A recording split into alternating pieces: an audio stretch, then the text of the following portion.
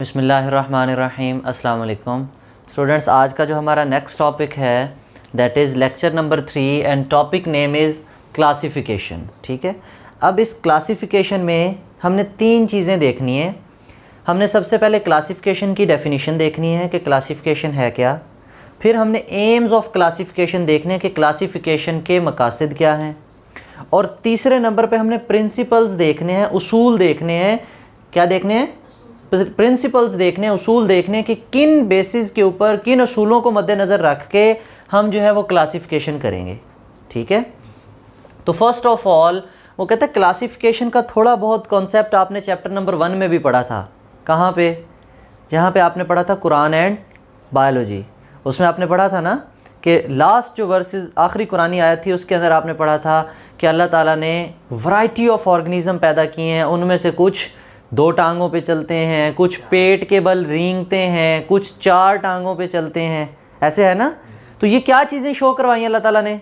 Variety of life show कराई हमें। क्या शो कराई? Variety of life. Classification of organism show कराई। ये नहीं कहा कि सारे दुनिया जहान के सारे जानदार एक जैसे हैं, क्या ये कहा? नहीं, वहाँ पे हमें क्या शो कराई? Variety of organism. क्या शो कराई?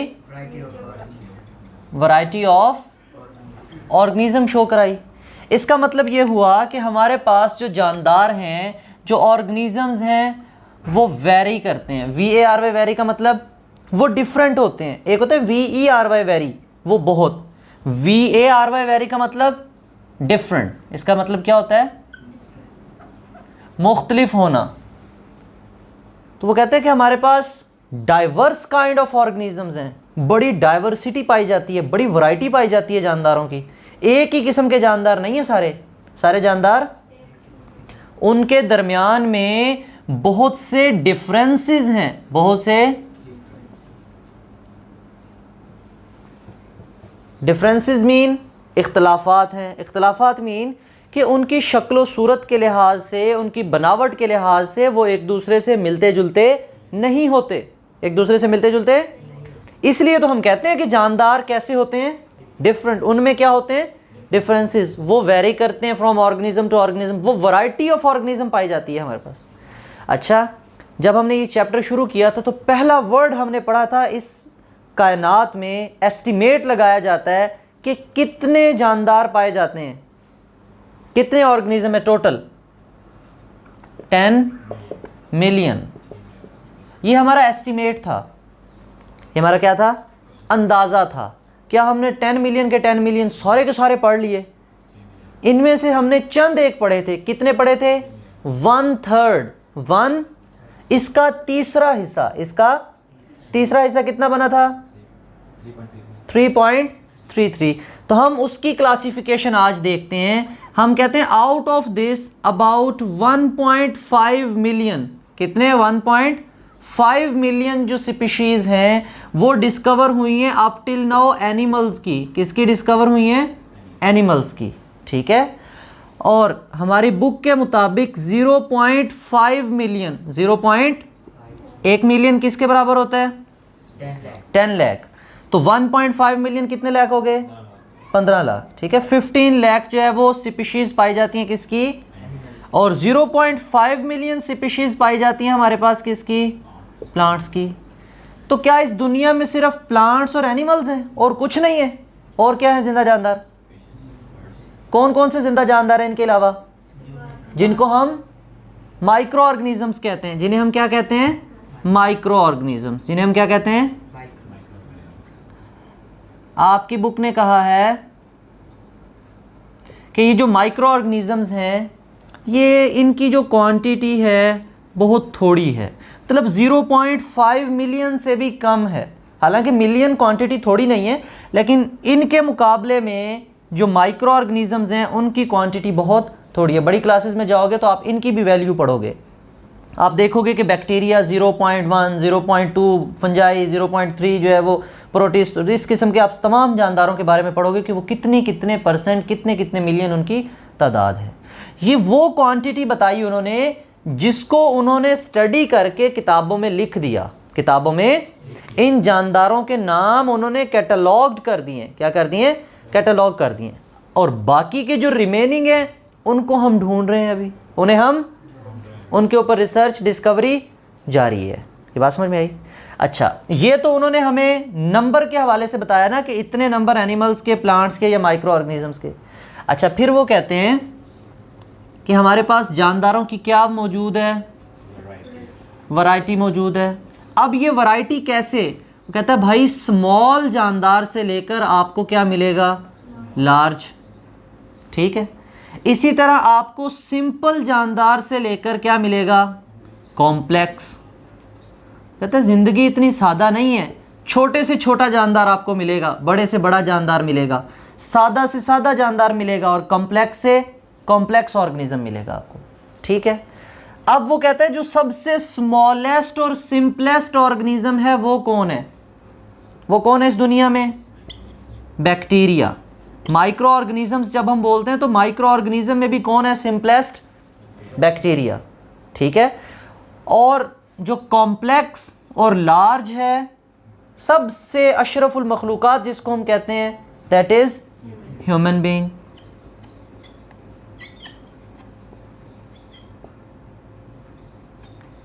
ठीक है।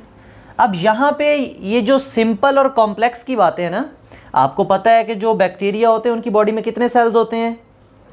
सिर्फ एक सेल। तो हम इनको क्या कहते हैं? ये कौन से जानदार थे? यूनिसेलुलर। क्या थे? और इनकी बॉडी में जो सेल होता है उसकी टाइप भी कौन सी होती है? प्रोकैरियोट या यूकैरियोट? प्रोकैरियोट। तमाम बैक्टीरिया क्या होते हैं?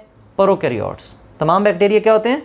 और अगर इधर बात करें ह्यूमन बींग्स की तो हम यूनिसेलुलर है, मल्टी सेलुलर। और मल्टी सेलुलर में भी जब हम more precisely speaking we can say we are the complex multicellular. हम कैसे मल्टी सेलुलर हैं? क्योंकि हमारी बॉडी में ऑर्गन्स हैं, फिर वो ऑर्गन्स एक दूसरे के साथ मिलके ऑर्गन सिस्टम्स बनाते हैं, फिर वो ऑर्गन सिस्टम्स मिलके एक पूरा इंडिविजुअल बनाते हैं। ठीक है। प्लांट्स भी कॉम्प्लेक्स हैं लेकिन उनमें ऑर्गन सिस्टम्स नहीं होते। तो ज़्यादा कॉम्प्लेक्सिटी किसके अंदर आती है? बाकी एनिमल्स में भी तो ऑर्गन सिस्टम्स हैं ना, लेकिन वो इतने वेल डेवलप, जैसे आपका दिमाग करता है ऐसे भैंस का दिमाग काम करता है। आपको साइज़ में भैंस तो हमारे से बड़ी होती है, आपने यहाँ लिखा लार्ज। ठीक है। लेकिन यहाँ पे जो लार्ज है वो सिर्फ साइज़ मैटर नहीं करेगा, वो उसकी तमाम खसूसियात के हवाले से हम जो है वो देखेंगे कि कौन सा जानदार ज़्यादा एडवांस्ड है, ज़्यादा एडवांस्ड है। ठीक है। ये भी बातें समझ में आ गई। अच्छा, फिर उन्होंने थोड़ी सी बात की है हमारी बुक में कि ये जो वैरायटी ऑफ ऑर्गेनिज्म आप बात कर रहे हो, सिंपलेस्ट से कॉम्प्लेक्स, सबसे सिंपल बैक्टीरिया और सबसे कॉम्प्लेक्स ह्यूमन, इस वैरायटी में क्या सारे के सारे जानदार, तमाम जानदारों की खसूसियात सेम है? नहीं। जैसे वैरायटी ऑफ लाइफ कुरान में बयान की, बिल्कुल वैसे ही यहाँ पे some of them creep on their bellies, पेट के बल रेंगते हैं। सम वॉक, कुछ सिर्फ चलते हैं। ठीक है। सम फ्लाई, कुछ उड़ते हैं। And some are still stationary, कुछ ऐसे जानदार हैं जो हिलजुल कर ही नहीं सकते। ठीक है। उनमें प्लांट्स हैं, प्लांट स्टेशनरी रहते हैं, एक ही जगह पर रहते हैं ना। इसी तरह बहुत से माइक्रो ऑर्गेनिजम्स ऐसे हैं जो जहाँ पड़े होते हैं वो वहीं पड़े रहते हैं। ठीक है। उनके अंदर मूवमेंट नाम की कोई चीज़ नहीं होती। तो ये सारी की सारी बातें हमें किसके बारे में समझाई गई हैं? क्लासिफिकेशन में। पहले क्लासिफिकेशन नंबर के हवाले से बताई कि इतने इतने number animal, plant, micro organism के। फिर हमें बताया कि कुछ सिंपल हैं, कुछ कॉम्प्लेक्स हैं। फिर उनमें भी बताया कि उनकी खसूसियात के हवाले से कुछ चलते हैं, कुछ 2 टांगों पे चलेंगे, कुछ 4 टांगों पे चलेंगे, कुछ सिर्फ पेट के बल रेंगेंगे, क्रीप करेंगे, और कुछ जो है वो फ्लाई करेंगे। And some are still stationary, some are still, जो अभी भी क्या हैं? साकिन हैं, जो मूव नहीं कर सकते। क्लियर। अब हम देख लेते हैं कि what are the aims of classification. एक तो क्लासिफिकेशन की डेफिनेशन प्रॉपर देख लेते हैं और एम्स ऑफ क्लासिफिकेशन देख लेते हैं कि क्लासिफिकेशन का मकसद क्या है, क्लासिफिकेशन का। बाकी प्रिंसिपल इंशाल्लाह हम नेक्स्ट लेक्चर में कवर करेंगे। अच्छा बेटे, अब हम क्लासिफिकेशन की डेफिनेशन देखें तो हम कहते हैं कि classification can be defined as, classification को हम ऐसे डिफाइन कर सकते हैं, ये है क्या? क्लासिफिकेशन एक मेथड है बेटे। ये क्या है? मेथड है। क्लासिफिकेशन क्या है? एक मेथड है। इसमें हम करते क्या हैं? इन विच, जिसमें, क्लासिफिकेशन क्या है? एक मेथड है इन विच जिसमें वी डिवाइड द ऑर्गेनिज्म, हम ऑर्गेनिजम्स को क्या करते हैं, डिवाइड करते हैं। क्या करते हैं, डिवाइड करते हैं। किस में डिवाइड करते हैं, इनटू ग्रुप्स एंड सब ग्रुप्स, ग्रुप्स एंड सब ग्रुप्स। मतलब पहले उनके बड़े ग्रुप्स बनाते हैं, फिर उन ग्रुप्स को मज़ीद डिवाइड करके उनके छोटे ग्रुप्स बना देते हैं। ये मेरी बात समझ में आ रही है आपको कि ये क्या है, एक in which organisms we divide the organisms, we divide, हम किसको डिवाइड करते हैं, ऑर्गेनिजम्स को डिवाइड करते हैं किस में, इनटू ग्रुप्स एंड। इस कायनात में टोटल कितने ग्रुप्स बनाए हमने जानदारों के, 5। फिर क्या उन 5 के 5 को हम स्टडी करते हैं, उन 5 में भी छोटे छोटे ग्रुप्स हैं। जैसे हम एनिमल्स कहते हैं तो तमाम जानदार एक जैसे हैं, तमाम एनिमल्स आ जाएंगे उसमें, नहीं बेटे, फिर उसमें एनिमल्स में भी अगर हम जाएंगे तो हम उसमें बर्ड्स को अलहदा करेंगे, फिर रेप्टाइल्स को अलहदा करेंगे, हम उसमें मैमल्स को अलहदा करेंगे। ये बात समझ आ रही है। इसका मतलब एक बड़े ग्रुप में छोटे छोटे क्या होंगे, सब ग्रुप्स होंगे। तो क्लासिफिकेशन क्या है, एक मेथड है, एक तरीका है जिस तरीके के ज़रिए हम किसको डिवाइड करते हैं, ऑर्गेनिजम्स की तकसीम करते हैं, उनको डिवाइड कर देते हैं। किस में डिवाइड कर देते हैं, इनटू ग्रुप्स एंड। इसको बेटे जब हम ऑर्गेनिजम्स की क्लासिफिकेशन कर रहे हैं ना, ये कॉपी पेंसिलों की कर रहे हैं, ऑर्गेनिजम्स की, तो ऑर्गेनिजम्स के बारे में जब हम क्लासिफिकेशन लिखते हैं तो हम कहते हैं कि ये क्लासिफिकेशन भी है और बायोलॉजिकल क्लासिफिकेशन भी है। क्या है, बायोलॉजिकल क्लासिफिकेशन भी हम इसी को कहते हैं। कभी कभार आपसे खाली क्लासिफिकेशन पूछ ली जाए तब भी यही आंसर, बायोलॉजिकल क्लासिफिकेशन पूछ ली जाए, ठीक है।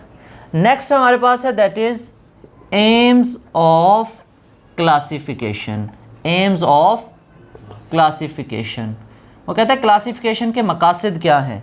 क्लासिफिकेशन के मकासद बताने से पहले उसने हमें 2 बायोलॉजी की ब्रांचेस बताई हैं, बायोलॉजी की 2, एक बताइए हमें टैक्सोनॉमी और दूसरी बताइए हमें सिस्टमैटिक्स, टैक्सोनॉमी एंड सिस्टमैटिक्स। वो कहते हैं टैक्सोनॉमी आप पहले पढ़ चुके हो, टैक्सोनॉमी आप पहले पढ़ चुके हो। क्या थी taxonomy? Taxonomy is the branch of biology, branch of biology that deals with the study of, that deals with the, किस चीज़ की स्टडी थी, नेमिंग एंड क्लासिफिकेशन किसकी, ऑर्गेनिजम्स की, किस में, इनटू ग्रुप्स एंड सब ग्रुप्स, ठीक है। टैक्सोनॉमी में सिर्फ बेटे 2 चीज़ें थी, उनके नाम रखने के असूल, मतलब नेमिंग, नाम कैसे देने हैं जानदारों को, और उनकी क्लासिफिकेशन की study. Naming and classification, just ये 2 चीज़ें अगर हम किसी ब्रांच में स्टडी करेंगे तो वो क्या होगी। लेकिन बेटे जो सिस्टमैटिक्स है इसमें क्लासिफिकेशन के साथ साथ, इसमें this branch deals, this is also the branch of biology, deals with the study of classification.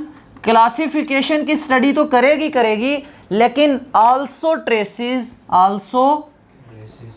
Traces, ये ढूंढती है, पता लगाती है किसका, evolutionary history, also traces the evolutionary, evolution किसे कहते हैं,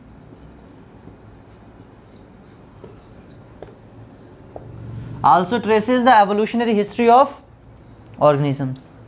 उनकी इर्तकाई तारीख कि ये जानदार कहाँ से बने हैं। साइंस कहती है ना हम बैक्टीरिया से बने, सबसे पहले दुनिया जहान में सबसे सिंपलेस्ट जो जानदार थे वो कौन थे, कुछ देर पहले लिखे बैक्टीरिया।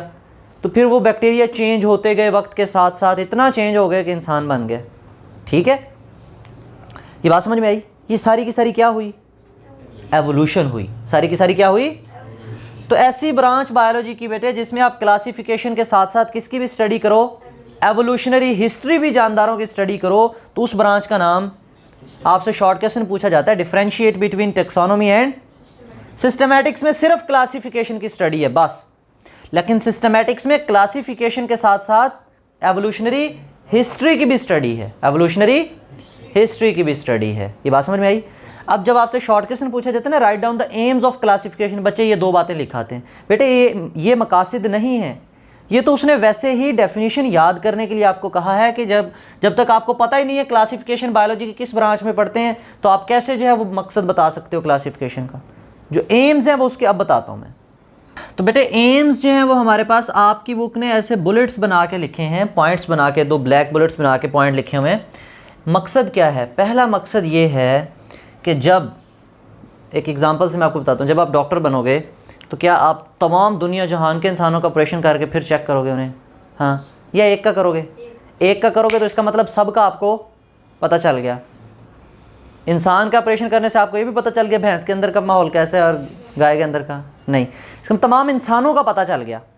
ठीक है, अब देखो यहाँ पे जो हमें उसने बात बताई है वो कहता है सिमिलैरिटीज़ और डिफरेंसेस। सिमिलैरिटीज़ और तमाम जानदारों में एक स्पीशी का दूसरी स्पीशी के साथ, मतलब कुछ करैक्टर्स ऐसी भी होती हैं जो सिमिलर होती हैं, कुछ ऐसी होती हैं जो डिफरेंट होती हैं। लेकिन ऐसे जानदार जिनमें खसूसियात मिलती जुलती होंगी उनको उठा के एक ग्रुप बना देंगे, जिनकी खसूसियात मिलती जुलती नहीं होंगी उनके सेपरेट अलग ग्रुप्स बना देंगे। ठीक है, तो यही तो कहा ना हमने क्लासिफिकेशन में ग्रुप्स एंड सब ग्रुप्स बनाने हैं। ठीक है, लेकिन जब हम एम स्टडी करते हैं तो मकसद क्या था कि हमारे पास जानदारों की सिमिलैरिटीज़, सिमिलैरिटीज़ किसे कहते हैं? मुशाबहत होना। ठीक है, जो मिलती जुलती चीज़ें होंगी, सिमिलैरिटीज़ एंड डिफरेंसेस, एंड और उनमें जो इख्तलाफात हैं वो हमें नुमायाँ हो जाएं, वाज़े हो जाएं, हम उनको डिटरमाइन कर लें, हम उनको डिटरमाइन कर लें। क्या मकसद था? टू डिटरमाइन, कि हम पता चला लें, क्या पता चला लें? सिमिलैरिटीज़ एंड डिफरेंसेस किसके दरमियान में? अमंग ऑर्गेनिजम्स, अमंग ऑर्गेनिजम्स के दरमियान में हम सिमिलैरिटीज़ और डिफरेंसेस पता चला लें। अच्छा, अगर आपको सिमिलैरिटीज़ और डिफरेंसेस पता चल जाएंगे तो फिर आपको क्या फ़ायदा होगा? हमें फ़ायदा ये होगा कि वी कैन स्टडी ईजीली, हम उनकी स्टडी जो है वो आसानी से, बजाय इसके कि आप दुनिया जहान के तमाम इंसान जाके चीर फाड़ करो उनको पढ़ो, आप सिर्फ एक इंसान की स्टडी करोगे, इसका मतलब आपने तमाम दुनिया के इंसानों की स्टडी कर ली। ठीक है, आपकी जो स्पीशीज़ की स्टडी है वो स्टडी करना, उनका मुताला करना आपके लिए क्या हो जाएगा? आसान हो जाएगा। ठीक है, ये बात समझ में आई है? अच्छा, दूसरा मकसद क्या है? दूसरा मकसद ये है टू डिटरमाइन, कि हमने मालूम करना है, हमने मालूम क्या करना है? Evolutionary relationship among the organism. दूसरी चीज़ हमने क्या स्टडी करनी है? एवोल्यूशनरी रिलेशनशिप किसका? Between the organisms. ऑर्गेनिजम्स का आपस में एवोल्यूशनरी हिस्ट्री, एवोल्यूशनरी रिलेशनशिप क्या है? कल हम एग्जांपल देखेंगे, हम कहेंगे कि इंसेक्ट और पिजन, इंसेक्ट और कोई कीड़ा मकोड़ा और पिजन है, और एक तरफ हमारे पास स्पैरो एंड पिजन है। कौन एक दूसरे से ज़्यादा मिलता जुलता है? Sparrow and pigeon. कहता है स्पैरो और पिजन बिल्कुल एक जैसे होते हैं, सिर्फ साइज़ में फ़र्क है, सिर्फ साइज़ में फ़र्क है।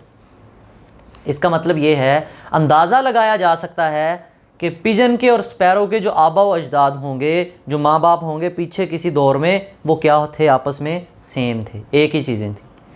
फिर वक्त के साथ उनमें थोड़ी सी तब्दीली आ गई। ये बात समझ में आ रही है? तो एवोल्यूशनरी हिस्ट्री का मतलब ये है कि हम इर्तकाई तारीख़ जो है वो जानदारों की स्टडी करेंगे, वो डिटरमाइन करेंगे। ये किसका मकसद हुआ? क्लासिफिकेशन का।